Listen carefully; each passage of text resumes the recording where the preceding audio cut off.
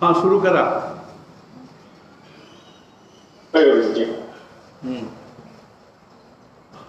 गेल्या वेळेस पूजा कुंभार म्हणून आहेत, त्यांचा प्रश्न चालला होता आपला.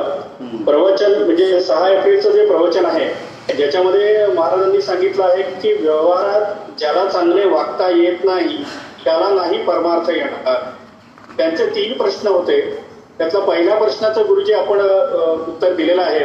पहिला प्रश्न होता की व्यवहारात चांगले वागणे म्हणजे नक्की काय, ते उदाहरणासहित सांगा. ही शंका आपण सांगितलेली आहे, याचं निरसन झालेलं आहे. पुढच्या 2 शंका आहेत की व्यवहारात घडणाऱ्या गोष्टींची मनावर परिणाम होऊ देऊ नये ते कसं काय, आणि अंतर्मुख होणे म्हणजे नक्की काय. 9 नंबरचा प्रश्न आहे. 9 नंबर.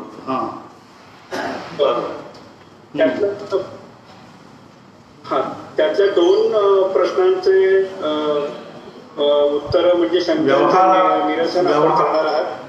व्यवहारात घडणाऱ्या गोष्टींचा मनावर परिणाम होऊ देऊ नये ते कसं काय, आणि त्यांचा पुढचा प्रश्न आहे की अंतर्मुख होणे म्हणजे नक्की काय. व्यवहारात ज्याला चांगले वागता येत नाही त्याला नाही परमार्थ येणार, असा हा प्रश्न आहे ना. याच प्रश्नाचं उत्तर आहे ना, पाहिजे ना. होय गुरुजी. नाही, पहिलं आपण सांगितलं गुरुजी. पुढचे जे 2 प्रश्न आहेत म्हणजे 2 नंबर आणि 3 नंबरचे दोन्ही प्रश्नांचे घडणाऱ्या गोष्टींचा मनावर परिणाम होऊ देऊ नये ते कसं काय, आणि अंतर्मुख होणे म्हणजे नक्की काय. तिन्ही प्रश्नांचं उत्तर साधारण एकच आहे. व्यवहारात ज्याला चांगले वागता येत नाही त्याला नाही परमार्थ येणार. व्यवहारात चांगले वागणे म्हणजे नक्की काय, सह उदाहरण सांगा. व्यवहारात घडणाऱ्या गोष्टीची मनावर परिणाम होऊ देऊ नये ते कसं. म्हणजे व्यवहार आपल्या काय आहे की मानवी जीवन म्हणजे 2 बाजूने चालतं. एक म्हणजे आपल्या अंतरंगामध्ये एक बाजू आहे. अंतरंगातला एक बाजू आणि बहिरंगातला एक बाजू. परमार्थ हा अंतरंगातला विषय आहे आणि व्यवहार हा बहिरंगातला विषय आहे.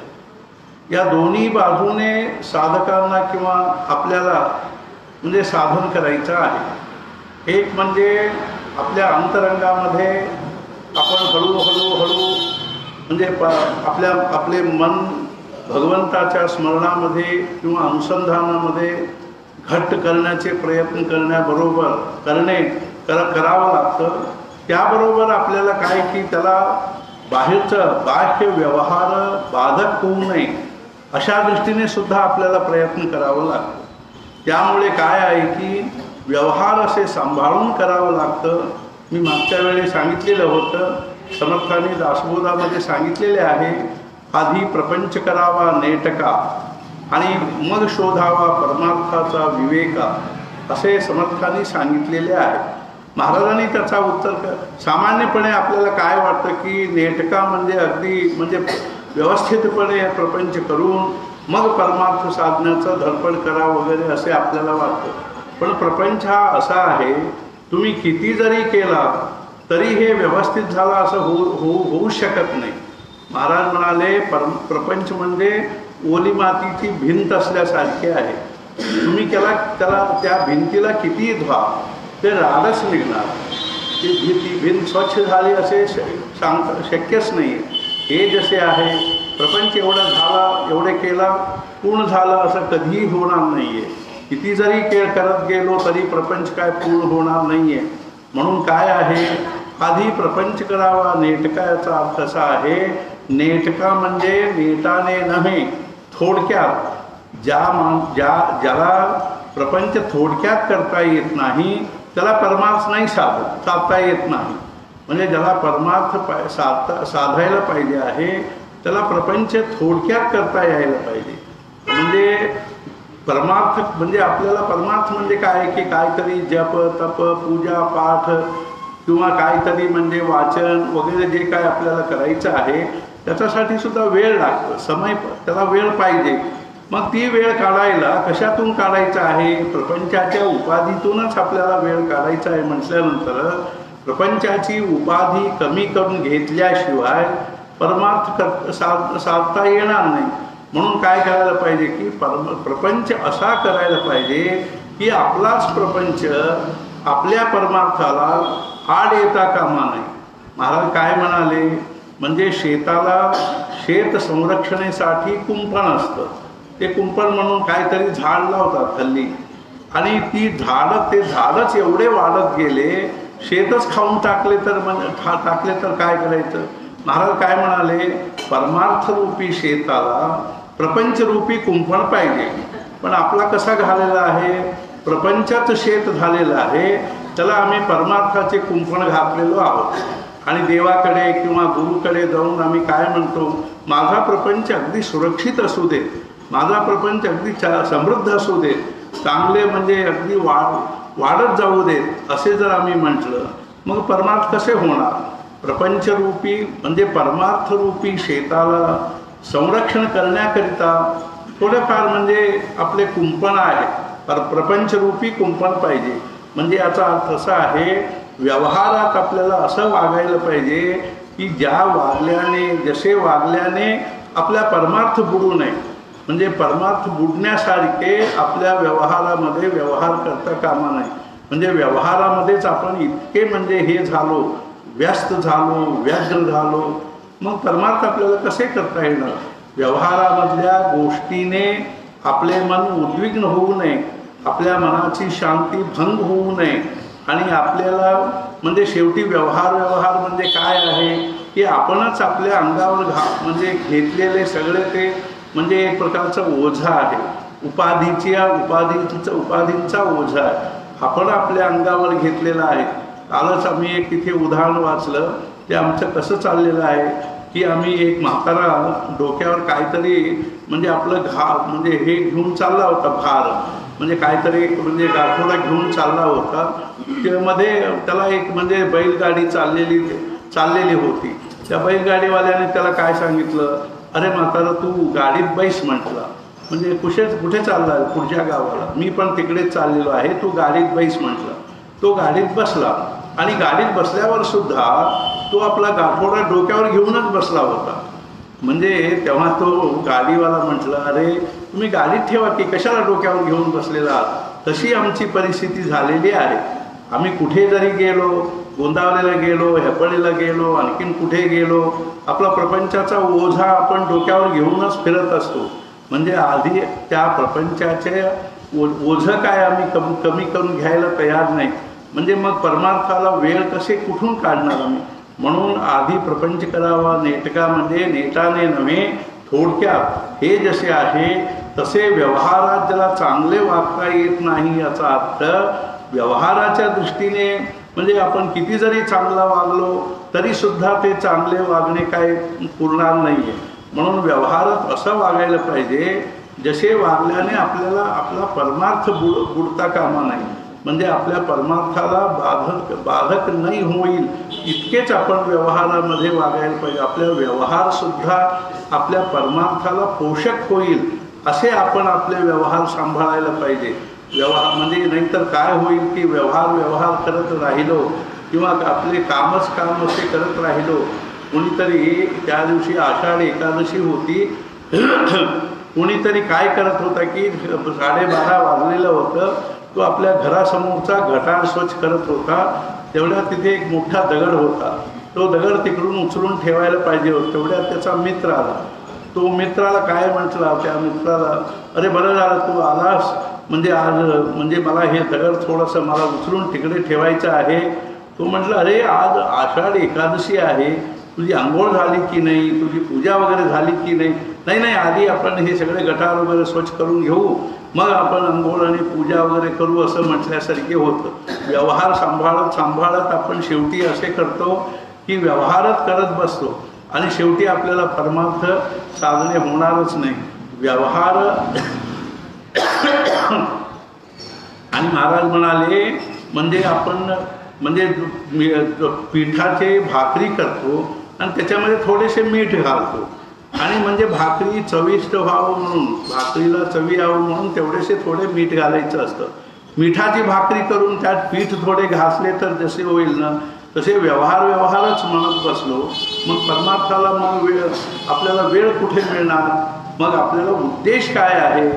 मला या जीवनामध्ये काहीतरी करून भगवंताची प्राप्ती करून घ्यायचं आहे, भगवंताचे दर्शन मला करून घ्यायचं आहे, मला भगवंताचे दर्शन पाहिजे.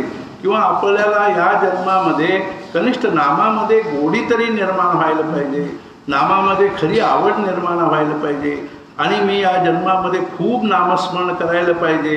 अखंड नामामृतपान तृप्तम असे आपण या जन्मामध्ये आपलं ध्येय ठरवायला पाहिजे. जोपर्यंत आपण कृतनिश्चय होत नाही, म्हणजे आपलं ध्येय ठरवत नाही, तोपर्यंत आपल्याला ते साधणार नाही आहे. पहिल्यांदा आपलं ध्येय ठरलं पाहिजे. माझं ध्येय काय आहे? मला या जन्मामध्ये खूप नामस्मरण करायचं आहे, नामाचं आपण खोल अभ्यास करायला पाहिजे आहे, नामाचा अनुभव मला पाहिजे आहे. असे आपण जर ठरवलं ना, मग आपल्याला म्हणजे काय, मग किती आपण व्यवहारामध्ये आपण आपले मन घालायला पाहिजे, व्यवहाराकडे लक्ष द्यायला पाहिजे, व्यवहाराच्या बद्दल आपण म्हणजे आपले डोकं खराब करून घ्यायला पाहिजे वगैरे आपल्याला ठरवता येतं.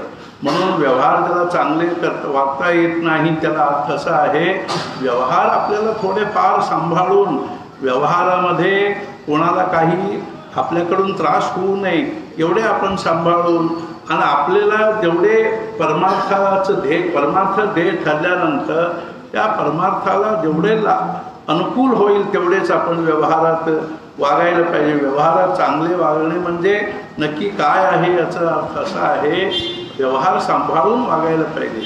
व्यवहार सांभाळून म्हणजे आपण चार माणसांच्या man is a social animal.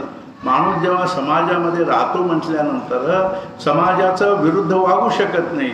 आपल्या भोवतालच्या माणसाबरोबर प्रेमाने राहून आणि आपले साधन करून घेणे एवढ्यापुरते आपण व्यवहार सांभाळायला पाहिजे. सारखे त्यांच्याच म्हणजे त्यांच्याच खुशी करत, त्यांचे मन खुशी करण्यामध्ये आपली सगळे वेळ वाया घालवण्याचे काही कारण नाही आहे. आपण आपले परमार्थाकडे मुख्य लक्ष देऊन, आणि मुख्य म्हणजे बाकी कोणाकडून आपल्याला त्रास होऊ नये. यस्मानो द्विजते लोकांनो द्विजते चयः, म्हणजे आमच्याकडून ते लोक उद्विग्न होता कामा नये आणि लोकांकडून आम्ही उद्विग्न होऊ नये. एवढे आपण व्यवहार सांभाळून आपला परमार्थ साधायला पाहिजे. व्यवहारात घडणाऱ्या गोष्टीची मनावर परिणाम होऊ देऊ नये. ते कसे म्हणजे आपलं ध्येय ठरल्यानंतर आपण आपल्या भोवतालच्या किंवा आपल्या परिस्थिती, भोवताली असलेल्या वस्तू, व्यक्ती, परिस्थितीबद्दल आपण फारसे आपल्या मनाला लावून घेत नाही आहे. ते काय, समजा आपलं ध्येय ठरलं, माझं ध्येय काय आहे, मला या जन्मामध्ये भगवंताच्या नामाचं परमोच्च अनुभव मला घ्यायचा आहे, असं जर ध्येय ठरलं ना, आपण तेवढ्यापुरतेच सगळ्याशी व्यवहार करतो. व्यवहारामध्ये त्या घडणाऱ्या गोष्टीची आपल्या मनावर जास्त परिणाम होऊनच देणारच नाही. आम्ही उगीच त्या गोष्टीची कशाला आपल्या मनावर परिणाम करून घ्यायचं, उगीच अशा गोष्टीची कशाला आपल्या मनावर परिणाम करून घ्यायचं वगैरे आपल्यालाच वाटू लागतं. म्हणून आम्ही हळूहळू काय करू लागतो, जोपर्यंत आपल्या भोवतालच्या, आजच मी एक कोणाला तरी सांगितलं की जर समजा की माझ्या आयुष्यामध्ये मला काहीतरी नामाचं परमोच्च अनुभव पाहिजे असं जर असेल, आमच्या भोवती म्हणजे कुठल्याही वस्तू, व्यक्ती, परिस्थिती आहेत असे वाटूच नाही.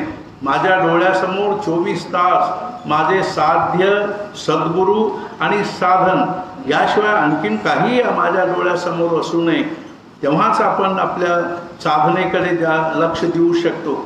आणि समजा जग काय म्हणजे जग हे असणार, जग असले तरी आपल्याला जगाकडे इतकेच म्हणजे साक्षी भावनेनेच वागायला पाहिजे. साक्षी भावनेने वागून हळूहळू आपण त्या गोष्टीचे आपल्या मनावर परिणाम होऊ न देण्याचा अभ्यास करायला पाहिजे. मन जर अंतर्मुख होत गेलं म्हणजे आपोआपच मन नामामध्ये रमू लागल्यानंतर बाहेरून कोणी काही म्हटले तरी आपल्याला त्याच्याबद्दल काही वाईट वाटणार नाही.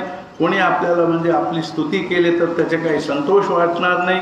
आपण अंतर्मुख नाही. मुख्य म्हणजे जसे जसे अंतर्मुख होत जाऊ तसे तसे बाहेरच्या परिस्थितीचा परिणाम आपल्या मनावर होणारच नाही.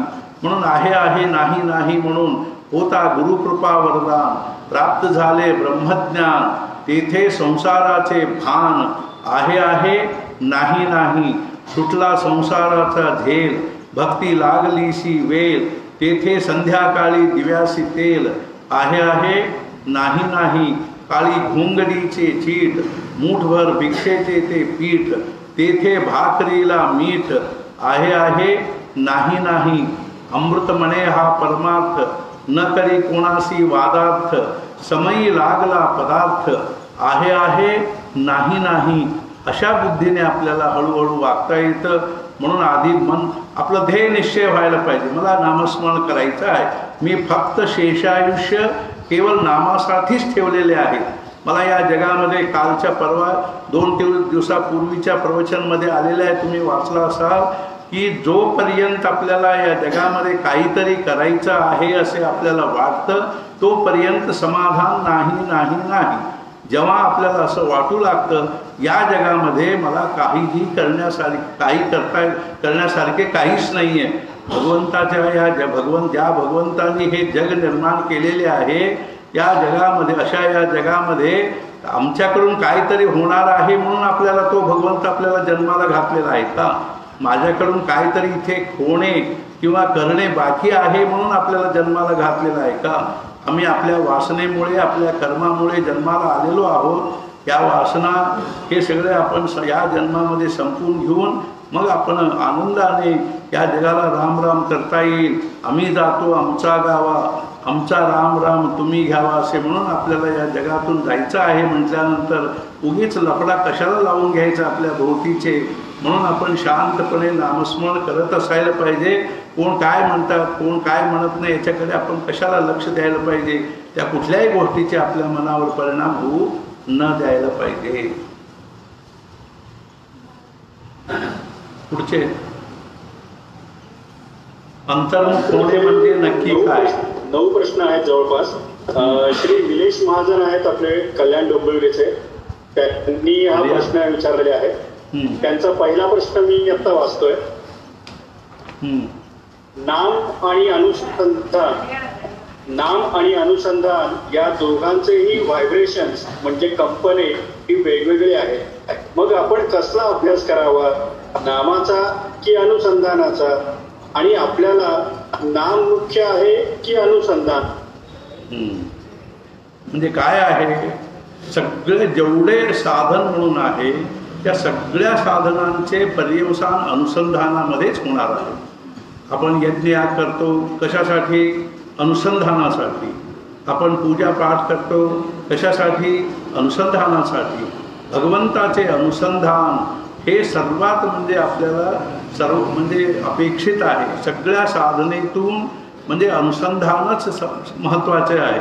अनुसंधान म्हणजे भगवंताच्या गाभाऱ्याचं म्हणजे मुख्य द्वार असल्यासारखे आहे.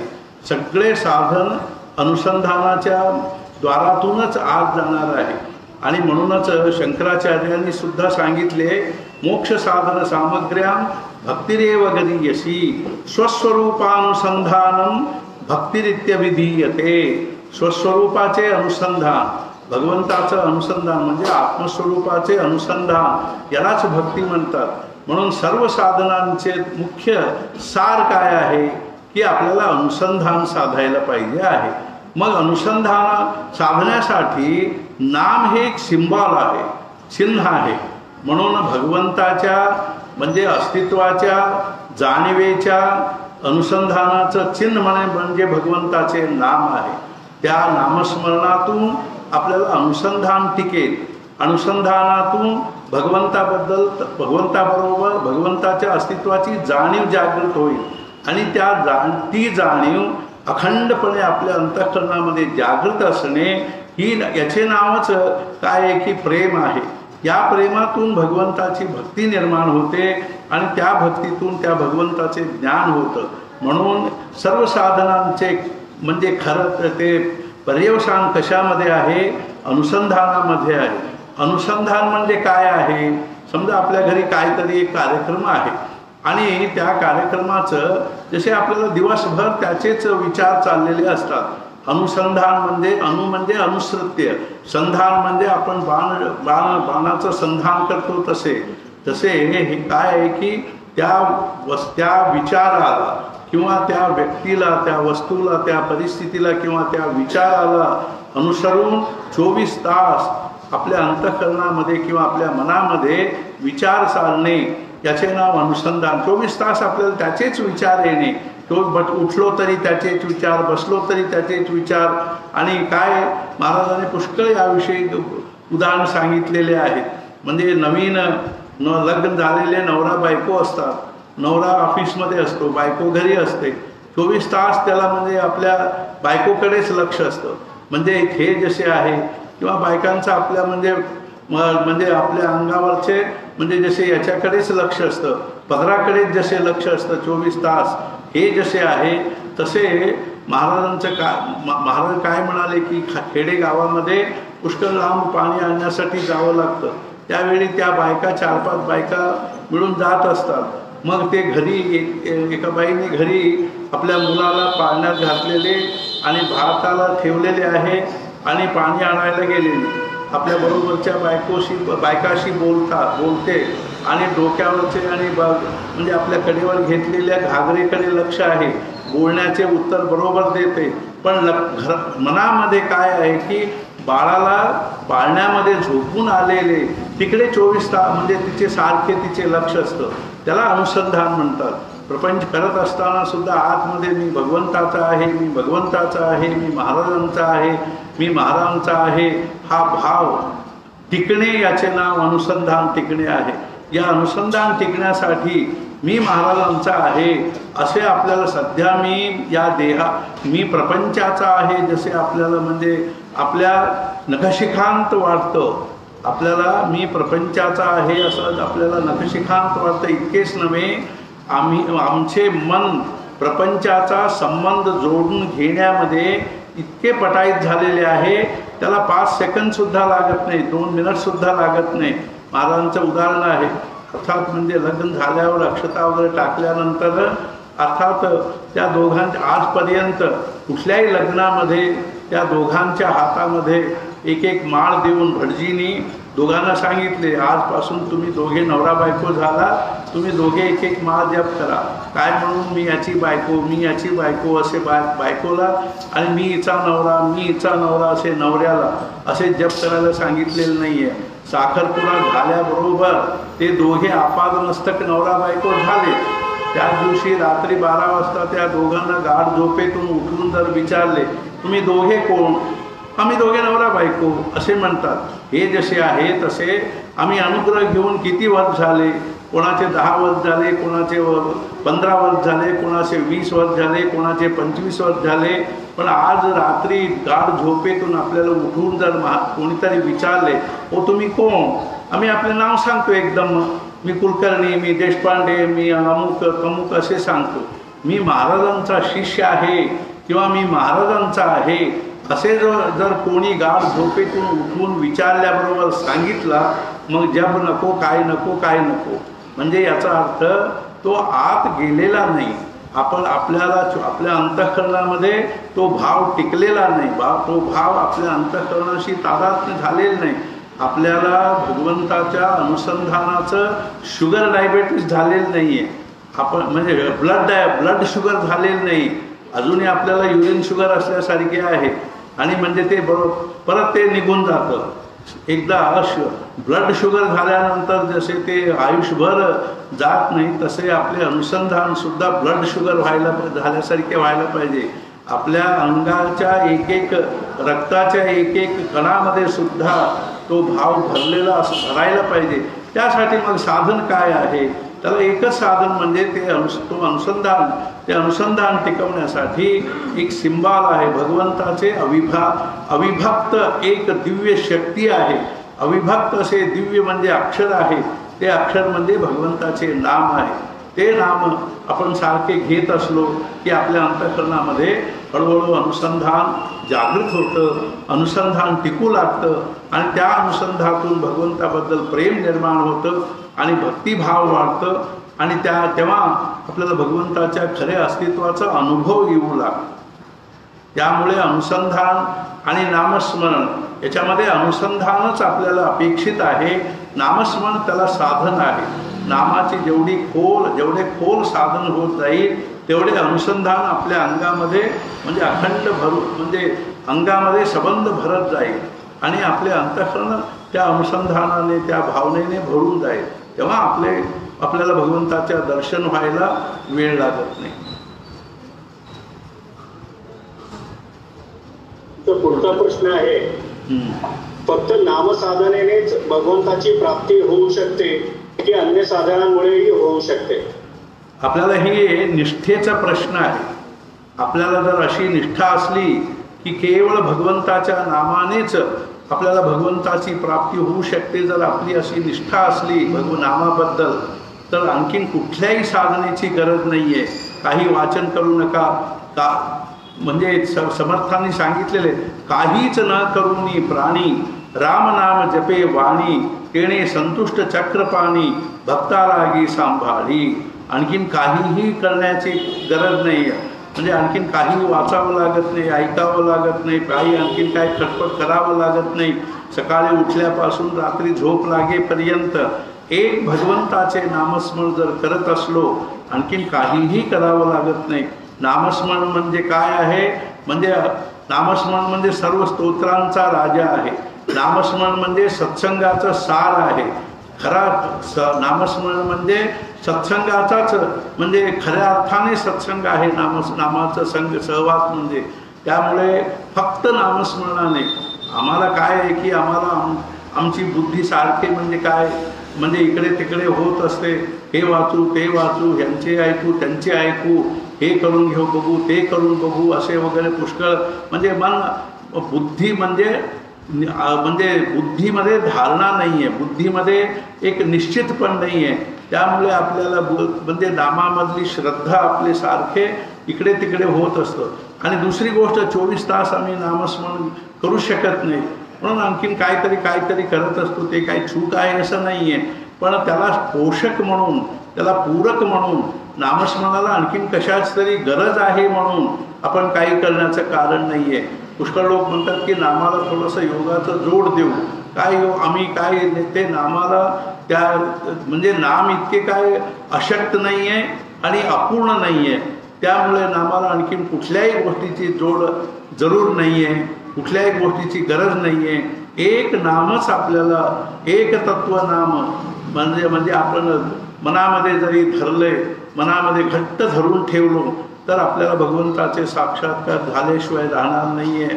म्हणून हे सगळे चंचलपण हळूहळू कमी होत शेवटी आपल्याला एक नामच आपल्याला स्थिर व्हायला पाहिजे. तेव्हाच आपण भगवंताच्या म्हणजे अगदी अंतरंगाकडे आम्ही जाऊ शकतो. पुढचा प्रश्न आहे, आपण खूप प्रयत्न करूनही मी देह आहे या भावनेच्या पलीकडे का जाऊ शकत नाही? म्हणजे हा मी देह आहे हा जो आहे ना, म्हणजे सर्व म्हणजे काय आहे की मैं यह देह ही हूँ, यह सब पापों का बाप है और पाप तो इसके बच्चे हैं. अनेक जन्मापासून हा देहच मी आहे, हा देहच मी आहे, हा देहच मी आहे असे आम्ही त्याला म्हणजे 24 तास या अनुसंधानामध्ये, या भावनेमध्ये, या म्हणजे तादात्म्यतेमध्येच आम्ही आलेलो असल्यामुळे तो हा देहच मी आहे हा भाव इतका घट्ट झालेला आहे. त्यासाठी आपण खूप म्हणजे त्याच्या म्हणजे हे साधन करायला पाहिजे, ते खूप प्रयत्न करायला पाहिजे. या जन्मी जसे काय झालेले आहे की आपण चुकीच्या वाटेने खूप जाऊन गेलेलो आहोत. म्हणजे हा देहच मी आहे ही चुकीची वाट आहे. हा देह मी नाही आहे. जन्माला आल्यापासून आजपर्यंत तुम्ही तुमच्याविषयी जे काही ऐकलेले आहात आणि मानलेले आहात ते सगळे अमान्य करा. म्हणजे जे शिल्लक राहील तेच तुम्ही आहात.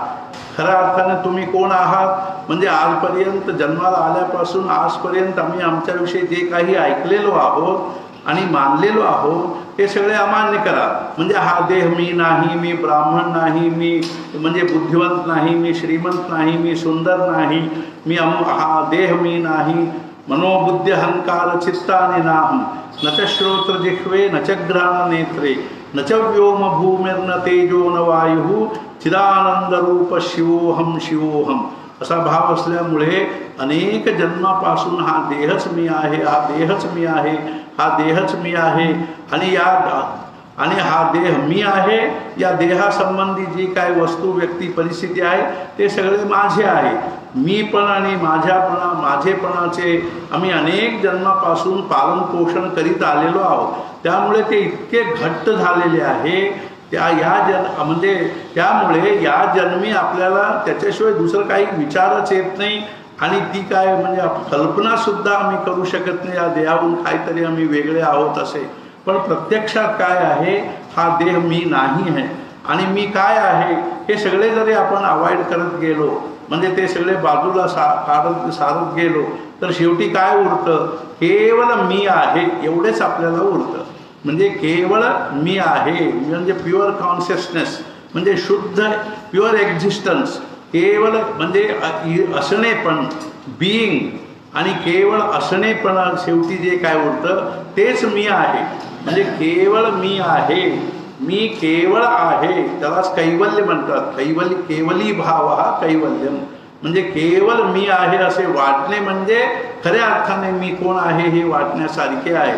पण अनेक जन्मापासून या देहाचा संबंध, देहाशी इतके तादात्म्य होऊन आलेलो. आत्ताच मी उदाहरण सांगितलं की आपल्याला या देहाचा तादात्म्याबरोबर प्रपंचाचा संबंध जोडून घेण्यामध्ये आम्ही इतके पटाईत झालेलो आहोत. समजा आपल्याला ऑर्डर आले, तुम्ही प्रोफेसर झाला, डॉक्टर झाला किंवा वकील झाला असे तुम्हाला ऑर्डर आल्याबरोबर आम्ही त्या देहाशी किती तादात्म्य झालेलो असतो. म्हणजे देह अर्थात म्हणजे असे काही ऑर्डर आल्याबरोबर 1 सेकंदमध्ये आम्ही काय होतो की मी डॉक्टर काय असेल ते ऑर्डर काय आलेलं असतं तसे होऊन जातो. कोणी जरी विचारले अहो तुम्ही कोण, मी डॉक्टर आहे म्हणतो. स्वप्न अर्थात गाढ झोपेमध्ये सुद्धा कोणी उठून विचारले अहो तुम्ही कोण आहात, मी डॉक्टर आहे, प्रोफेसर आहे, वकील आहे म्हणतो. म्हणजे या देहाशी आम्ही इतके तादात्म्य झालेलो आहोत. उपाधी ते डॉक्टर पण म्हणा, वकिली, डॉक्टर वकील किंवा हे जे काय प्रोफेसर पण आहे ते सगळे देहाशी संबंधित आहे. देहाचा ते सगळे उपाधी आहेत. ते सगळे उपाधी आम्ही आमचेच असे समजून आम्ही त्या उपाधीशी इतके तादात्म्य होतो. त्यामुळे काय झालेलं आहे की इतके ते गाढ झालेलं आहे. म्हणूनच आपल्या या जन्मामध्ये मी भगवंताचा आहे, मी भगवंताचा आहे, मी भगवंताचा आहे याचा आपण अखंड अनुसंधान ठेवणे जरूर आहे. भाव असा संबंधाचा भाव जोडून घेणे. मी ब्रह्म आहे असे आपल्याला ते कळत नाही. मी ब्रह्म आहे म्हणजे काय आहे मला ते कळत नाही. म्हणून मी ब्रह्म आहे असे म्हणण्यापेक्षा मी ब्रह्माचा आहे किंवा मी भगवंताचा आहे असे आपल्याला म्हणणे म्हणजे आपल्याला कळतं. ते मी महाराजांचा आहे हे असे आपल्याला कळतं. म्हणून आपण जे आहोत ते आपण महाराजांचे व्हायला पाहिजे. महाराजांना कोणीतरी काय विचारले, महाराज आपल्या प्रपंचामध्ये माझ्या जीवनामध्ये दुःख का आहे, तर महाराज काय म्हणाले, तुम्ही दुःखाच्या घरी दत्तक गेलात म्हणून दुःख आहे. म्हणजे कोणाच्या घरी दत्तक गेलेलो आहोत, प्रपंचाच्या घरी तुम्ही दत्तक गेलेला आहात. असं काय आम्ही प्रपंचाच्या घरी दत्तक गेलो. समजा मी तुम्हाला विचारलं अहो तुमचे आयडेंटिफिकेशन काय आहे, तुमचा परिचय काय आहे, तर तुम्ही काय म्हणता, मी अमक्या गावचा आहे, अमक्या म्हणजे मी कुलकर्णी आहे किंवा मी काहीतरी इनामदार आहे, कुलकर्णी आहे, देशपांडे आहे, जोशी आहे, आणि मी अमक्याचा मुलगा आहे, अमक्याचा नवरा आहे किंवा अमक्याचा बाप आहे, अमक्याचा भाऊ आहे. हे सगळे जे आपण आयडेंटिफिकेशन सांगतो हे सगळे कशाचा संबंध जोडून सांगतो, प्रपंचाचा संबंध जोडून सांगतो. या देहाचा संबंध जोडून आम्ही सांगतो. याचा अर्थ मी प्रपंचाचा आहे, मी या देहाचा आहे असा त्याचा अर्थ. ते आपल्याला म्हणजे काय आपल्या अंतःकरणामध्ये संपूर्ण भरून गेलेला आहे. मी या प्रपंचाचा आहे हा भाव जो आहे आपल्या अंतःकरणामध्ये भरून गेलेला आहे. म्हणून हा भाव जोपर्यंत आहे, म्हणून महाराज काय म्हणाले, मी प्रपंचाचा आहे.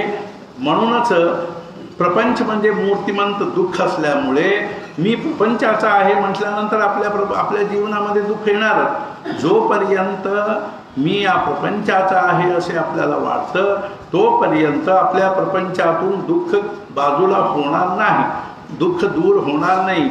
मग याला काय करायला पाहिजे? महाराज म्हणाले तुम्ही सुखाच्या घरी दत्तक घेत जा. सुखाचे घर कोणाचे आहे? म्हणजे भगवंताचं आहे. आपण भगवंताचे झालो तरच सुखी हो. आम्ही प्रपंचाचे झालो म्हणून कष्टी दुःखी झालो. आपण जर भगवंताचा झालो तर सुखी झालो. मग भगवंताचा होण्यासाठी काय करायला पाहिजे? मी भगवंताचा आहे, मी भगवंताचा. आम्ही अनेक जन्मापासून मी देहाचा आहे, मी देहच आहे, मी प्रपंचाचा आहे असे आम्ही म्हणत आलो. म्हणून आम्ही मूर्तिमंत देह झालो आणि प्रपंचाचा झालो म्हणून दुःख भोगतो आहोत. असे असताना परिस्थिती कशी जरी बदलून आम्ही सुखी होण्याचा प्रयत्न केले तरी सुद्धा सर्व कदापि शक्य नाही आहे. मग काय व्हायला पाहिजे? आम्ही भगवंताचे व्हायला पाहिजे. भगवंताचे होण्यासाठी 24 तास रात्रंदिवस आपण या असे भोगत असायला पाहिजे. मी भगवंताचा आहे, मी भगवंताचा आहे, मी महाराजांचा आहे असे म्हणायला एक सिंबल म्हणजे नाम आहे. म्हणून सारखे नामस्मरण करत गेलो तर खरोखर आपण काय होऊ शकतो? म्हणजे प्रयत्न आपण या हा देहच मी आहे या भावनेतून आपण पलीकडे जाऊ शकतो. मी हा देहच मी आहे म्हणण्यापेक्षा पहिलं स्टेप काय आहे? मी देहच मी आहे तरी मी महाराजांचा आहे असे होऊन शेवटी मी महाराजांचा आहे असे होता होता मी परमात्मा स्वरूपच आहे असे आपल्याला धारणा होऊ शकते. पुढे पुढचा प्रश्न आहे, खरंच प्रपंचात राहून भगवंत प्राप्त होऊ शकतो का? मग अलीकडे असे होताना का दिसत नाही? पण आम्ही कुठे बघितलेलो आहोत? आपण काय संबंध देशभर हिंडून बघितलेलो नाही. आणि आपल्याला काय सारखे म्हणजे कुठे आहेत का कोण आहेत वगैरे आपल्याला काय म्हणजे आपल्याला काय म्हणजे न्यूज येत नाही किंवा तसं काय आपल्याला समाचार येत नाही आहे. जगामध्ये भारतामध्ये विशेषतः जगामध्ये साधुसंत आहेतच आणि विशेषतः भगवंताला प्राप्त करून घेतलेले साधुसंत भारतामध्ये पुष्कळ आहेत. अजूनही हिमालयामध्ये पुष्कळ महान योगी बसलेले आहेत, नैमिषारण्यामध्ये आहेत, आणखीन तुमच्या पुण्यामध्ये असतील, मुंबईमध्ये असतील आणि सगळीकडे जिथे जिथे मानव समाज आहे तिथे चांगले वागणारी माणसं असतातच, पण संख्येने कमी असतात. पण तरीसुद्धा भगवंताला प्रपंचात राहून सुद्धा भगवंताला प्राप्त करून घेतलेली माणसं अजूनही पुष्कळ असतात. ते काय बोर्ड लावून घेतलेले नसतात, ते साईनबोर्ड भगवंताला प्राप्त करून घेतलेला माणूस आहे मी असे काय साईनबोर्ड, जसे रिटायर्ड PSI असे साईनबोर्ड लावून घेतलेले असतात ना, तसे मी भगवंताला प्राप्त करून घेतलेला प्रापंचिक माणूस आहे असे कोणी म्हणजे बोर्ड लावून घेतलेला नसतात. आणि कुठेही असले आणि म्हणजे प्रपंचात माणसाला काय आहे समाधान, म्हणजे शेवटी माणसाला समाधान नाही आहे. काही जरी असले तरी सुद्धा माणसाला समाधान नाही म्हटल्यानंतर प्रपंचात असलेला असो किंवा प्रपंच सोडलेला असो समाधानाचा शोध घेतल्याशिवाय समाधान होतच नाही, मिळतच नाही. मग समाधानाचे शोध घेण्यासाठी त्यांना अध्यात्माला शरण जावं लागतं, साधनेला शरण जावं लागतं. मग साधनेबद्दल त्यांना जिज्ञासा निर्माण होते आणि हळूहळू साधन करू लागतात आणि ते साधनेमध्ये हळूहळू त्यांना प्रगती होऊ लागते. पुष्कळ लोकांना भगवंताची प्राप्तीसुद्धा झालेली असते. असे लोक आजही आपल्या भारतामध्ये भगवंताला प्राप्त करून घेतलेली माणसं अजूनही आहे. मागे तरी कितीतरी होऊन गेले पण अजूनही आहेत. म्हणजे भगवंताच्या प्राप्तीसाठी प्रपंच सोडावा लागत नाहीये, पण फक्त काय की प्रपंचाची आसक्ती सोडावी लागते. आसक्ती सोडून जर प्रपंच, महाराज काय म्हणाले, म्हणजे प्रपंचामध्ये प्रपंचामध्ये जर मीपणाने प्रपंच केला तर म्हणजे मीपण काढून प्रपंच केला तर तो परमार्थच होऊन जाईल. आणि प्रपंचामध्ये राम करता असे समजून आपण जर प्रपंच केला तो प्रपंच सुद्धा परमार्थच होईल. आणि परमार्थामध्ये मी करता असे समजून आपण परमार्थ करण्याचे धडपड केले तर तो परमार्थ सुद्धा प्रपंचच होऊन जाईल. परमार्थामध्ये अहंकार ठेवून जर आपण परमार्थ केला तर तो परमार्थसुद्धा प्रपंचच होऊन जाईल. आणि प्रपंचामध्ये अहंकार सोडून कर्तेपण सोडून भगवंत करता आहे या भावनेने जर आपण प्रपंचात राहिलो तर प्रपंचसुद्धा परमार्थच होऊन जाईल. प्रपंचामध्ये राहूनसुद्धा भगवंताची प्राप्ती, प्रपंचामध्ये राहूनच भगवंताची प्राप्ती म्हणजे म्हणजे अगदी सुलभतेने म्हणजे अगदी म्हणजे सोप्या पद्धतीने होऊ शकतं. प्रपंच सोडून परमार्थ करण्याची धडपड करणे थोडंसं म्हणजे काय की म्हणजे अपायाचं आहे. आणि प्रपंचात राहून परमार्थ करणे अगदी सोपं आहे, म्हणून सुरक्षित आहे. त्यामुळे प्रपंचात राहून परमार्थ आपण म्हणजे प्रपंचात राहून भगवंताची प्राप्ती निश्चितच होईल. त्याला काय प्रपंच आड येत नाही आहे, पण फक्त आम्ही करण्याचे प्रयत्न करत नाही. प्रपंचामध्ये राहून कोणी आपल्याला तोंड पकडून ठेवत नाही आहे. नाम घ्यायला कोणी आड येऊ शकत नाही, पण आम्हीच नाम घेत नाही आहे. म्हणजे त्यामुळे प्रपंचात राहून कसे आपल्याला परमार्थ साधेल याची कल्पनाच येत नाही. म्हणून प्रपंचामध्ये राहून सुद्धा आपण खूप नामस्मरण करण्याचा जर अभ्यास केला तर आपल्याला प्रपंचामध्ये राहून असे पुष्कळसे म्हणजे अलीकडेच भाऊसाहेब झाले, तात्यासाहेब झाले, महाराजांचे कित्येक म्हणजे बापूसाहेब साठे झाले, म्हणजे तसेच म्हणजे घाणेकर झाले, असे पुष्कळ लोक म्हणजे असे प्रपंचात राहून सुद्धा परमार्थ साधलेली माणसं आहेत. बाबा बेलसरे बाबा झाले, असे तात्यासाहेब झाले, तसेच म्हणजे काय असे पुष्कळसे लोक जे आहेत प्रपंचात राहून सुद्धा परमार्थ साधलेली माणसं आपल्या महाराजांच्या शिष्य परंपरेमध्ये सुद्धा पुष्कळसे लोक आहेत. प्रपंच आपल्याला काही आड येत नाही आहे, आपणच त्याच्यामध्ये खूप म्हणजे गुंतून जातो. त्यामुळे आपल्याला ध्येय नाही आहे. मुख्य म्हणजे प्रपंचात असो किंवा प्रपंच सोडून असो, आपलं जर ध्येय जोपर्यंत ठरत नाही, आपण जोपर्यंत कृतनिश्चय होत नाही. परवा मी बाबांच्या एका प्रवचनामध्ये झाले, आपण जर कृतनिश्चय झालो, आपले मन किती जरी इकडे तिकडे भटकत असले तरी सुद्धा आपले निश्चयच आपल्या मनाला ओढून आणतो. त्यासाठी त्यांनी एक उदाहरण सांगितले. समजा एक कोणीतरी PhD करतो आहे, चांगल्या एका विषयावर तो PhD करतो आहे. एक दिवस घरी बघितला की TV मध्ये चांगले एक सिनेमा लागलेला आहे. त्याला पटदिशी जाऊन बसला बघावं म्हणून. तेवढ्यात त्याच्या लक्षात आलं की अरे मी PhD करतो आहे, मला खूप अभ्यास करायचा आहे, मी सिनेमा बघत बसलो, मग माझा अभ्यास कसे होईल असे एकदम त्याच्या लक्षात आल्याबरोबर तो उठून आला आणि अभ्यास करू लागला. असे जर आपल्याला जर समजा खूप नामस्मरण करायचं आहे, या जन्मामध्ये नामाचं काहीतरी नामातल्या सूक्ष्म स्वरूपाचा अनुभव मला या जन्मात घ्यायचं असं जर आपलं जर ध्येय ठरलं, मग आपण इकडे तिकडे उगीच काहीतरी कशामध्ये तरी आपण वेळ घालवित असलो तर पटदिशी आपल्या लक्षात जर आलं अरे मला नामस्मरण करायचं आहे, म्हणून आम्ही पटदिशी उठून येतो आणि नामस्मरण करू लागतो. आणि प्रपंच कोणाला काही आड येत नाही आहे. पुष्कळ आम्हालाच वेळ असतो, उगीच आम्ही गप्पा मारत बसतो. आणि प्रपंचामध्ये सगळे आपापल्या कामामध्ये असताना सुद्धा आम्ही समजा एका खोलीमध्ये दार लावून घेऊन तासभर जप करून आम्ही येऊ शकतो. आम्हीच आत जात नाही, आम्हीच लोकांना घेऊन गप्पा मारत बसतो. बाहेर रस्त्यावर चाललेल्या लोकांना बोलावून घेऊन आम्ही गप्पा मारत बसतो. मग आम्ही म्हणजे कसे काय, म्हणूनच आपल्याला प्रपंचात राहून भगवंताची प्राप्ती होईल की नाही अशी शंका येते. तसे काही शंका घेण्याचं काही कारण नाही. प्रपंचात राहून सुद्धा भगवंताची प्राप्ती निश्चित होऊन जाते. प्रयत्न मात्र आपल्याकडून खूप व्हायला पाहिजे.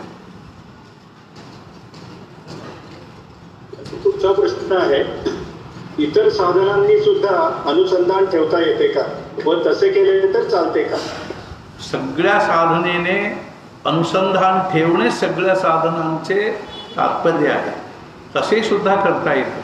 पण काय आहे की भगवंत कसा आहे, भगवंत अत्यंत निरुपाधिक आहे. म्हणजे त्याच्यामध्ये काही कुठली उपाधी नाही आहे. तो निर्गुण आहे, निराकार आहे, निस्संग आहे, निष्प्रपंच आहे, निरुपाधिक आहे, असा तो परमात्मा आहे. तसे त्या निरुपाधिक परमात्म्याच्या प्राप्तीसाठी त्याचे प्राप्त करून घेण्याचे साधन सुद्धा तेवढेच निरुपाधिक असायला पाहिजे. भगवंत स्वतः निरुपाधिक असल्यामुळे त्या निरुपाधिक भगवंताच्या प्राप्तीचे साधन सुद्धा तेवढेच निरुपाधिक असायला पाहिजे. तसे बघितले तर समजा आपल्याला म्हणजे काय भक्तीमध्ये म्हणजे 9 प्रकारची भक्ती आहे. श्रवणं कीर्तनं विष्णू स्मरणं पादसेवनं अर्चनं वंदनं दास्यं सख्यम आत्मनिवेदनं अशा 9 प्रकारच्या भक्तीमध्ये भक्त म्हणजे एकच उदाहरण सांगतो. 9 प्रकारच्या भक्तीमध्ये बाकी सगळ्या भक्तीमध्ये कुठले तरी उपाधी लागते. म्हणजे श्रवण भक्ती करायचं असे ठरवलं, श्रवण करवणारा एक पाहिजे की, म्हणजे कोणीतरी सांगणारा एक पाहिजे, तेव्हा आम्ही श्रवण करू शकतो. म्हणजे तो नाही आला म्हणजे त्याला ताप आले, तो आजारी पडला, तो नाही आला किंवा तो नाराज झाला आमच्यावर, तो नाराज होऊन निघून गेला, तुम्हाला काय मी श्रवण करवणार नाही, तुम्ही नीट बसून ऐकत नाही, तुमचे लक्ष असत नाही, इकडे तिकडे बघत बसता वगैरे असेल, तो रागून चिडून गेला, मग कसे काय श्रवण भक्ती होणार आपली. म्हणजे श्रवण भक्ती म्हणून तो सांगणारा पाहिजे. आणि श्रवणं कीर्तन भक्ती करायचे म्हटल्यानंतर म्हणजे तबला पाहिजे, पेटी पाहिजे, टाळ पाहिजे, अमुक पाहिजे, तमुक पाहिजे आणि ताळ पाहिजे.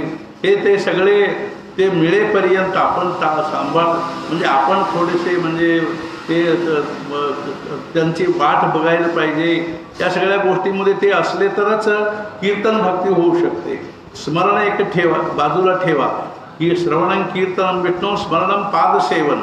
आपल्याला वाटलं की आपण गुरुचे पादसेवन करण्याची भक्ती करू, रोज गुरु सापडायला पाहिजे की. गुरु जरी सापडला, तो जर म्हटला नको आता मला पाहिजे, मला वेळ नाही आहे, माझे पाय चेपू नका वगैरे म्हटला, आणि आपल्याला पाहिजे तेव्हा पाय चेपून घेणारा सुद्धा पाहिजे ना. समजा आम्ही कोणाचे जरी पाय चेपत गेलो तर ते काय करतील, पुढे 2 देतील आणि पाठवतील, कशाला आमचे पाय धरतात, चला म्हणजे पादसेवन होत नाही. अर्चन भक्ती म्हटले तर त्याला किती वस्तू लागतात, फुलं पाहिजे, गंध पाहिजे, अमुक पाहिजे, तमुक पाहिजे. म्हणजे ज्या साधनेमध्ये म्हणजे उपाधी वस्तू व्यक्ती परिस्थिती जेवढे कमी लागतात, साधने भगवंताच्या प्राप्तीच्या दृष्टीने ते साधन जास्त महत्त्वाचं आहे, श्रेष्ठ आहे. आणि ज्या साधनेमध्ये बाहेरच्या वस्तू व्यक्ती परिस्थिती जेवढे कमी लागतात, ते साधन भगवंताच्या प्राप्तीच्या दृष्टीने ते तेवढे श्रेष्ठ आहे. म्हणून काय आहे की ज्या साधनेमध्ये म्हणजे आपल्याला बाकीच्या साधनेमध्ये पुष्कळ प्रकारच्या उपाधी, आता होम हवन करायचं, किती उपाधी आहे, किती म्हणजे त्याला म्हणजे माणसं लागतात, हे वस्तू लागतात. म्हणजे आणखीन पूजा पाठ करायचं म्हटले तरी त्याला लागतं. आपण जर समजा की पारायण करायचं म्हटले तरी सुद्धा होतं. म्हणून एका याच्यामध्ये सांगितलेले आहे की पुराणं भारतं वेदः शास्त्राणि विविधानि च पुत्रदारादि संसारः नामाभ्यासस्य विघ्नकृत. हे सगळे नामस्मरण करणाऱ्यांना एक प्रकाराने विघ्नच आहे. म्हणून एकच एक साधन असे आहे ज्या साधनेमध्ये बाहेरचे कुठलेही उपाधी लागत नाही. ते साधन म्हणजे नामस्मरण आहे. त्या नामस्मरणानेच आपल्याला अनुसंधान राहील, नामस्मरणाने आपल्याला अनुसंधान साधायचं आहे. बाकी अनेक योगाभ्यासाने अनुसंधान टिकवता येतं, यज्ञयागाने अनुसंधान टिकवता येतं, अनुसंधानामध्ये राहता येतं. व्रत उपवास होम हवन पूजा जप पाठ पारायण व्रत वैकल्य सगळ्यांचे सार म्हणजे अनुसंधान. पण ते सगळे उपाधी विशिष्ट आहे. त्या उपाधी सगळे असले तरच ते करता येतं.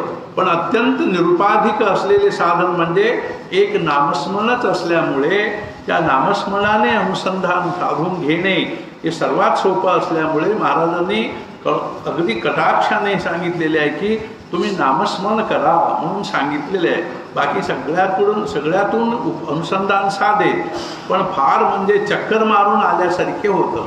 हे म्हणजे स्ट्रेट आहे. त्यामुळे आपण याचेच म्हणजे साधन करायला पाहिजे. पुढचा प्रश्न आहे, अखंड अनुसंधान कसे टिकवावे? आता मी अनुसंधानाबद्दल सांगितले ना. अखंड अनुसंधान टिकवण्यासाठी अखंड नामस्मरणच पाहिजे. अखंड नामस्मरणानेच अखंड अनुसंधान टिकवता येत. अनुसंधान आपण स्वतंत्रपणे टिकवू म्हटले तर ते फार कठीण आहे. त्याला काहीतरी म्हणजे आपल्याला सिम्बॉल धरावं लागतं, त्याचे काहीतरी चिन्ह. त्या अनुसंधानाचं एक म्हणजे एक्स्ट्रॅक्ट असल्यासारखे नाम आहे, किंवा अनुसंधान आपल्या अंतःकरणामध्ये टिकवण्याचे एक मार्मिक साधन म्हणजे नाम आहे. त्या नामस्मरणाने नाम म्हणजे काय आहे की एक शिक्का असल्यासारखे. असं समजा आपल्या हातात जर मोठ्या अधिकारीचं जर शिक्का आमच्या हातात असले तर त्या शिक्केने आम्ही काय शिक्का मारून आम्ही मोठमोठे जसे काम करून घेऊ शकतो, तसे अनुसंधानाचं शिक्का म्हणजे नाम आहे. नामस्मरण करू लागलो, अनुसंधान आपल्या अंतःकरणामध्ये आपोआपच जागृत होऊ लागतं.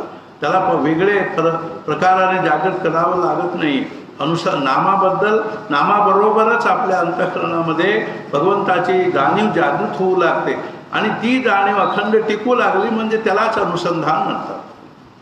त्यामुळे नामस्मरणानेच अखंड अनुसंधान टिकते. पुढचा प्रश्न. त्याच अनुषंगाने त्यांचा पुढचा प्रश्न आहे की अखंड नाम कसे टिकवावे.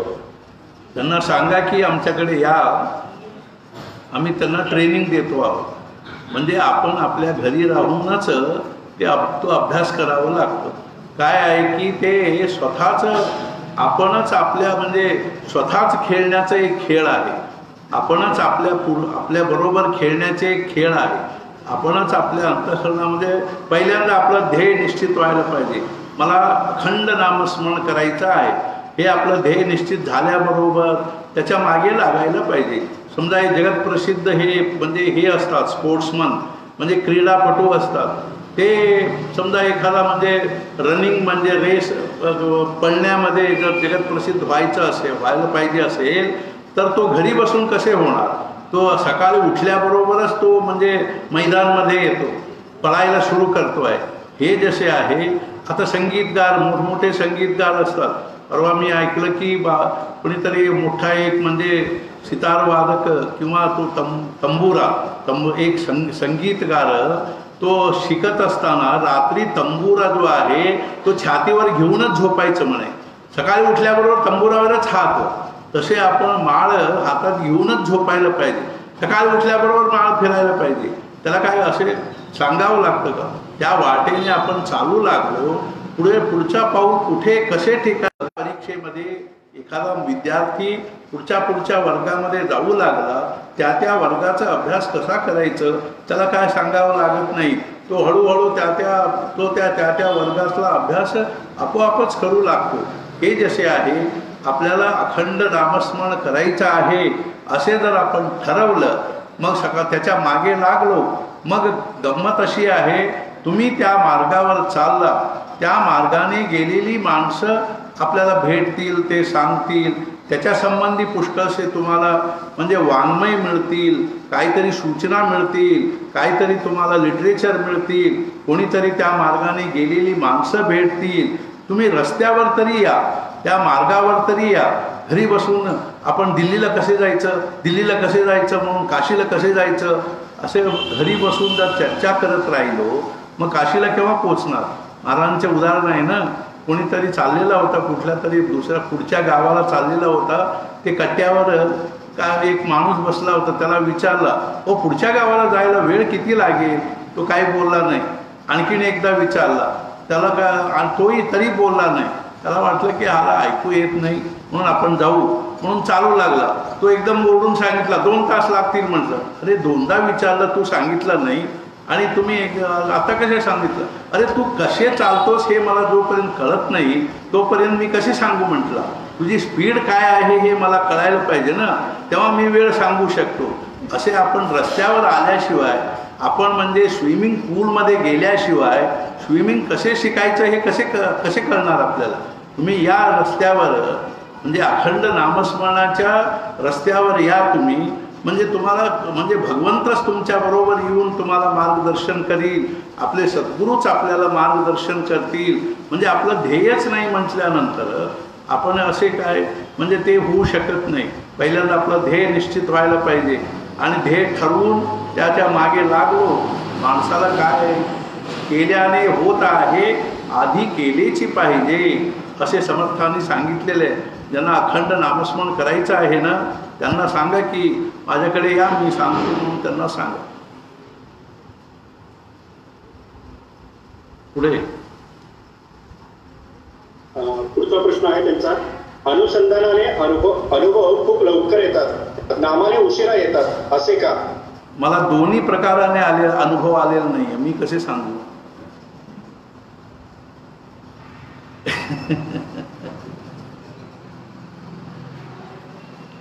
अनुसंधान आणि नाम हे दोन्ही वेगळे नाहीये. त्यामुळे अनुसंधानाने जे अनुभव येतात ते नामानेच आलेले असतात आणि नामाने जे अनुभव आलेले असतात ते अनुसंधानानेच आलेले. अनुसंधान म्हणजे काय आहे की नामाचं परिणाम आहे आणि नाम कारण आहे आणि अनुसंधान कार्य आहे. कार्य आणि कारण हे दोन्ही एकमेकांना सोडून असू शकत नाही. म्हणून अनुसंधानाने अनुभव खूप येतात वगैरे काय प्रश्न नाही आहे आणि नामाने उशिराने येतात असेही नाही आहे. नामाचं लक्षण वेगळे, अनुसंधानाचं लक्षण वेगळे असे नाही आहे. नाम जेथे आहे तेथे अनुसंधान आहे आणि अनुसंधान जेथे आहे तेथे नाम असायलाच पाहिजे. नाम असल्याशिवाय अनुसंधान नाही आणि नाम असले तर अनुसंधान असणार. म्हणून त्या दोन्ही वेगळे करण्याचं काही कारण नाही. आणि त्यांचा शेवटचा प्रश्न आहे, वाचनाने अनुसंधान टिकवता येते का? ते ज्ञान मार्ग आहे. वाचनाने अनुसंधान टिकवणे हे ज्ञान मार्ग आहे. श्रोतव्यो मंतव्यो निदिध्यासितव्य असं आहे ते. म्हणजे आपण आधी श्रवण करायला पाहिजे, मग मनन करायला पाहिजे, मग अनुसंधान टिकवायला पाहिजे. म्हणून आपल्याला आधी म्हणजे ते सगळे श्रवण करायला पाहिजे, मग नंतर त्याचे मनन करायला पाहिजे. श्रोतव्यो मंतव्यो निदिध्यासितव्य. निदिध्यास करणे म्हणजे अनुसंधान ठेवणे. म्हणून ते श्रवण केल्याशिवाय ते अनुसंधान टिकवता येत नाही आहे. ते ज्ञान मार्गाने शक्य आहे. भक्ती मार्गामध्ये सुद्धा वाचन करून अनुसंधान टिकवणे म्हणजे शेवटी आपल्याला नामस्मरणच करावं लागतं. ते वाचनाने नामाचं महत्त्व कळेल आणि नामाबद्दल आपल्याला नामस्मरण करायला पाहिजे अशी भावना जागृत होईल आणि भावना जागृत झाली की आपण नामस्मरणाला लागू, मग आपल्याला अनुसंधान मिळेल, प्राप्त होईल.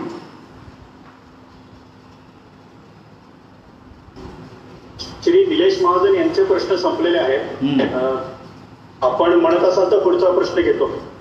ते 9 वाजत चालेल. हां, 5 मिनिट आहे, तेवढ्यात एक वाचा म्हणजे बोल. हो चालेल. श्री विश्राम मोडक म्हणून आहेत पुण्यातले, त्यांचा प्रश्न आहे, फार थोड्या जपसंख्येचा नियम ठेवला तर तो लवकर सकाळीच पूर्ण होऊन दिवसभर फारसा जास्त जप होणार नाही. म्हणून आपण सांगितलेल्या संकल्पाप्रमाणे रोज किमान 35 माळा जप करतो. महाराजांचे प्रवचन आणि चरित्र रोज वाचतो. पण हा जप करताना एका ठिकाणी फार वेळ स्वस्थ बसून जप होत नाही. मी अस्थमा पेशंट असून वय 65 आहे. वैखरीने जप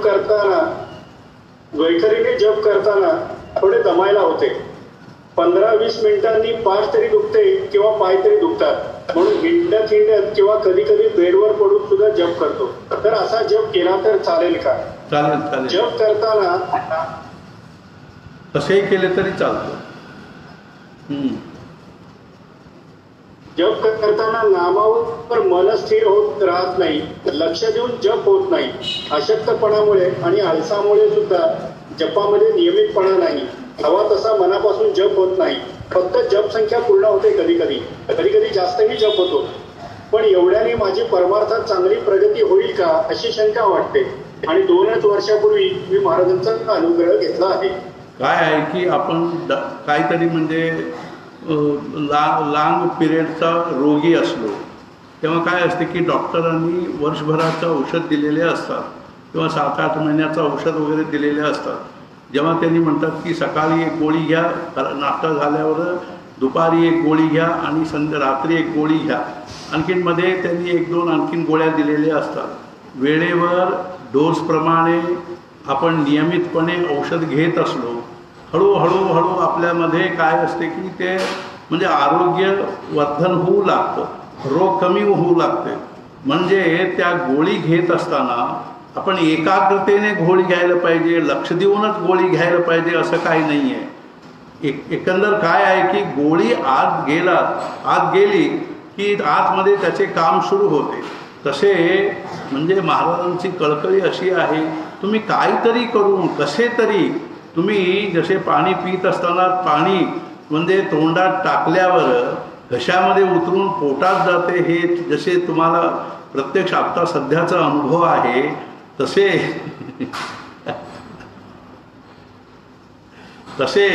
नाम आत जाणे अत्यंत महत्त्वाची गोष्ट आहे. ते कसेही जाऊ म्हणजे ते चहूकडे खूप गर्दी असो किंवा कुठे बसलेलो असो, जेवताना असो, पाणी पिताना असो, झोपलेला असताना असो, बसलेला असताना असो, कसेही असो, एकंदर काय पाहिजे की आपल्याला रोज कमीत कमी मी म्हटलेलं संकल्प सांगताना कनिष्ठ पक्ष असे मी सांगितलेलं असतो, किमान 3500 35 माळ जप करायला पाहिजे. ज्यांना जास्तीत जास्त करता येतं त्यांनी जास्तीत जास्त करायला पाहिजे, कमीत कमी 35 माळ करायला पाहिजे असे सांगितलेलं असतो. ते नाम तुम्ही कसेही घ्या, बसून घ्या, उठून घ्या, फिरत असताना घ्या. समर्थांनी रामाला प्रार्थना केली, रामा म्हणजे मी या जसे 12 वर्षामध्ये 13 कोटी जप केलेला आहे तसे पुढे लोक करतील अशी काय मला वाटत नाही आहे. म्हणजे शक्यच नाही. न भूतो न भविष्यती अशी त्यांची म्हणजे भूमिका साधना होती, तपश्चर्य होतं. समर्थांच्या सारखे परत हे विश्व आहे तोपर्यंत कोणी करू शकत नाही असे त्यांनी इतके खडतर साधन केले. तेव्हा त्यांनी रामाला प्रार्थना केली, रामा मग पुढे कसे काय होणार लोकांचे. तेव्हा रामानेच सांगितलेले वचन दिलेले आहे समर्थांना की पुढे लोक आपल्या प्रपंचामध्ये राहून आपले रोजचे खाणे पिणे वगैरे करून, आपले रोजचे व्यवहार धंदा वगैरे करून, म्हणजे तो कसेही चालता बोलता धंदा करिता, उठता बसता जाता येता काम करिता कसेही त्यांनी म्हणजे मनपूर्वक तोंडामध्ये 13 अक्षरांचा उच्चार करून जर त्यांनी जपसंख्या व्यवस्थित ठेवली तर 13 कोटी पूर्ण झाल्यावर मी दर्शन देईन असे रामाने वचन दिलेलं आहे. त्यानंतर महाराजांच्या काळापर्यंत परिस्थिती इतकी बदलत आली की महाराजांना वाटलं की 13 कोटी म्हटले तर लोक घाबरतील म्हणून मग 13 कोटी पुढच्या परिस्थिती अशी येईल. त्यावेळी कोरोना आहे, तुम्ही घरी असता या तेव्हा तरी तुम्ही 15-20 हजार जप करा म्हटले तरी सुद्धा लोकांना ते जमत नाही अशी परिस्थिती आहे. तेव्हा म्हणजे नोकरी वगैरे करून प्रपंच सांभाळून तुम्ही रोज 30,000 जप करा वगैरे म्हटले तर कसे काय शक्य आहे.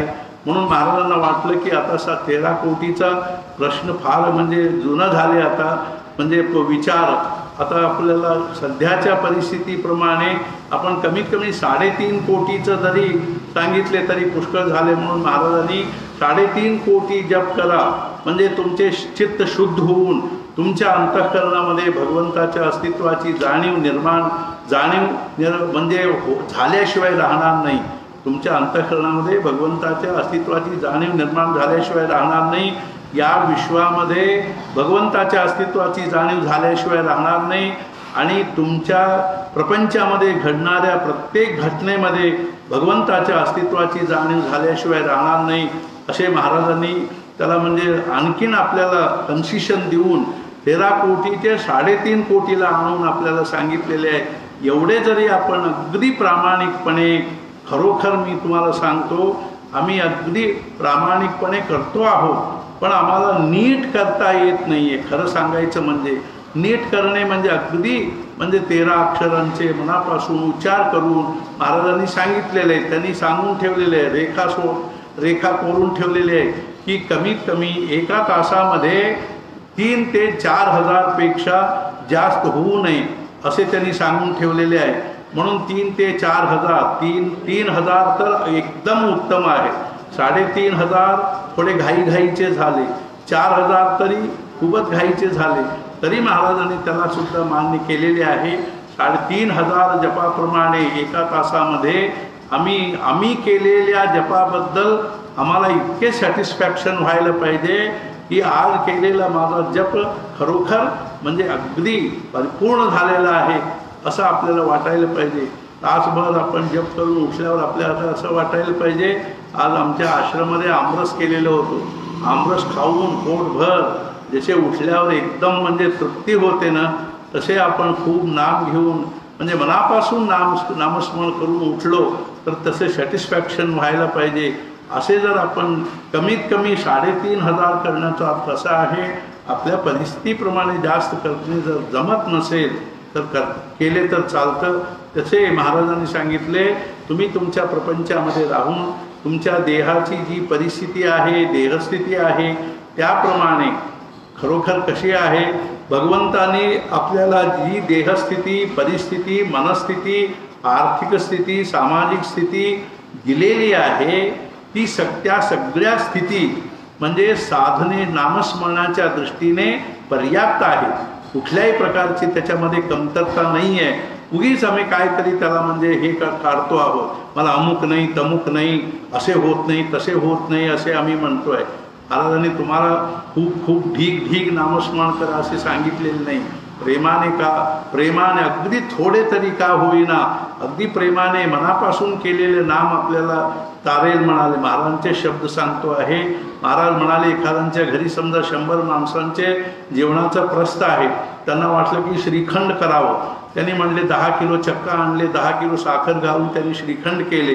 त्याच्यामध्ये त्यांना वाटलं की आपण प्युअर शुद्ध केशर घालू म्हणून किती काल घालते 1 किलो घालतात केशर.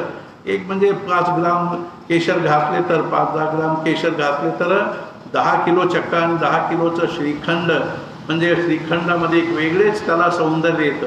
आणि खाणारी माणसं काय म्हणतात, हो काय गोष्ट ते श्रीमंतांचे घरचे श्रीखंड आहे, त्यांनी असली केशर घातलेले आहे. म्हणजे एक 10 किलो चक्का आणि 10 किलो साखरेचा प्रपंच म्हणजे श्रीखंडाला जसे एक 5-10 ग्राम केशर जसे म्हणजे एक सौंदर्य आणि श्रीमंती आणलेले आहे, तसे तुम्ही 10 किलो चक्का आणि 10 किलो साखर इतका प्रपंच करा.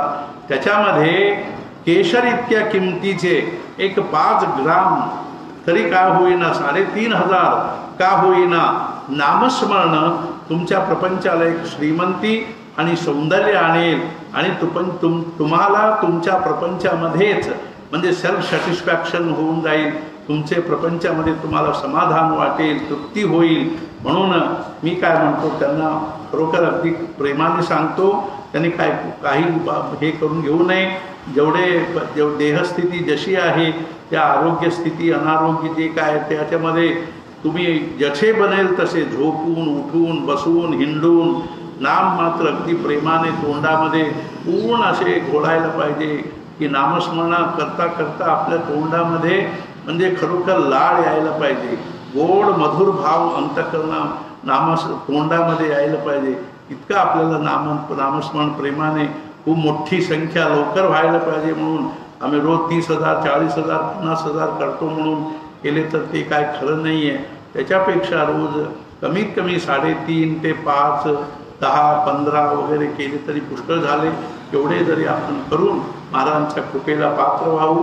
मी महाराजांच्या चरणी अगदी प्रेमाने अगदी कळकळीने प्रार्थना करतो की त्यांना प्रेमाने प्रार्थना करतो की महाराज आपल्या सर्वांना आरोग्य ऐश्वर्य आरोग्य आणि आयुष्य देऊन अनुग्रह करा. आणि तसेच आपल्याला भगवंताची भक्ती सद्गुरूंशी अनन्य निष्ठा आणि भगवंताच्या नामामध्ये अखंड प्रेम द्यावा अशी त्यांच्या चरणी प्रार्थना करून आम्हाला तुम्हाला सर्वांना मी या संदर्भामध्ये अगदी प्रेमाने आपल्या सर्वांना महाराजांचा अनुग्रह असो अशी प्रार्थना करून आपण परत पुढे जेव्हा भेटू ते तुम्हाला सर्वांना कळवतो.